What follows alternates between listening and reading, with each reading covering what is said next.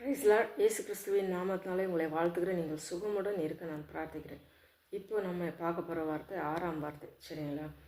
ஏற்கனவே 5 வார்த்தைகள் தொடர்ந்து பார்த்துட்ருக்கோம். இது 6ஆவது வார்த்தை. என்னன்னு பார்த்தீங்கன்னா, யோவான் 19:30 பார்க்குறோம். இயேசு காடியை வாங்கின பின்பு, அதாவது தாகமாக இருக்கிறேன்னு சொல்லும் போது அவங்க அந்த கடற்காலனில் காடியை தோச்சி கொடுக்குறாங்க. காடியை வாங்கின பின்பு முடிந்தது என்று சொல்லி தலையை சாய்த்து ஆவியை ஒப்பு கொடுத்தார். ஆமீன். அதாவது முடிந்தது, ஃபினிஷ்டு. அதாவது பழைய ஏற்பாட்டில் தேவன் உரைத்த வாக்குகள் எல்லாம், தீர்க்க தரிசனங்கள் எல்லாம் நிறைவேறி முடிந்தன. நீங்கள் என்னை அனுப்பிச்ச நோக்கம், பரலோக மேன்மை விட்டு பூலோகத்துக்கு என்னை அமைச்ச நோக்கம் நிறைவேறிடுச்சு, எல்லாத்தையும் முடிச்சிட்டேன்னு சொல்லிட்டு தேவன் தன்னுடைய ஆவியை பிதாவிடம் ஒப்படைக்கிறத பார்க்குறோம். சரிங்களா? அதாவது கன்னியின் மறியில் குமாரன் பிறப்பார், இந்த உலகத்தை ரட்சிப்பார், பாவங்களை மன்னிப்பார், மீட்படைய செய்வார், இந்த காரியங்களெல்லாம் சமாதானத்தை அருள்வார். எதில்? சிலுவையில். அந்த காரியங்கள் எல்லாம் முடிந்தது.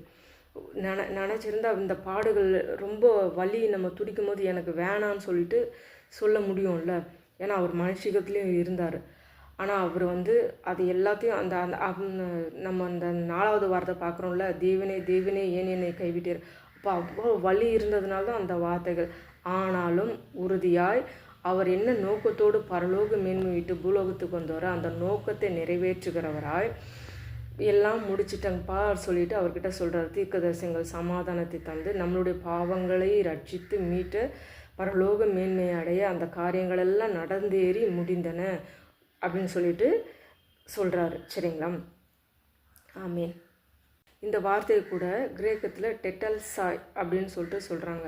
அதாவது பாவ நிவாரணமாக தன்னை ஒப்பு கொடுத்து விலை கிரயமாக கொடுத்து எல்லாத்தையும் முடிச்சிட்டாருன்னு சொல்கிற வார்த்தையை குறிக்கிறதாய் அது இருக்கிறது. சரிங்களா? தேவாதி தேவன் கர்த்தாதி கர்த்தர் கருணை கடல் அவர் வந்த நோக்கத்தை நிறைவேற்றி நாம மேன்மடைய நம்ம சமாதானமாய் வாழவும் நம்மளுடைய பாவ ரோகங்கள் எல்லாவற்றையும் குற்ற நிவாரண பலியாக தன்னையே ஒப்பு கொடுத்து முடித்த தேவாதி தேவனுடைய கரத்தை இறுக பற்றி கொண்டு சிலுவையை நோக்கி நடப்போமாக. உலகத்தை பின்னால் வைத்து தேவனை முன்னால் வைத்து நடக்கும்போது நம்மளுக்கு சமாதானம் மரளி ஆசீர்வதித்து, அதாவது ஆவிக்குரிய ஆசீர்வாதத்தினாலும் உலகத்துக்கு பிரகாரமான ஆசீர்வாதத்தினால் நிரப்பி வழிநடத்த வல்லமை உள்ள தேவனாயிருக்கிறார். அந்த தேவன் உங்கள் ஒவ்வொருவரையும் ஆசீர்வதித்து உங்கள் குறைவுகளெல்லாம் நிறைவாக்கி தருவாராக. ஆமேன். அல்லேலூயா. தேவனுக்கே மகிமையும் புகழ்ச்சியும் என்றென்றும் உண்டாவதாக. அல்லேலூயா.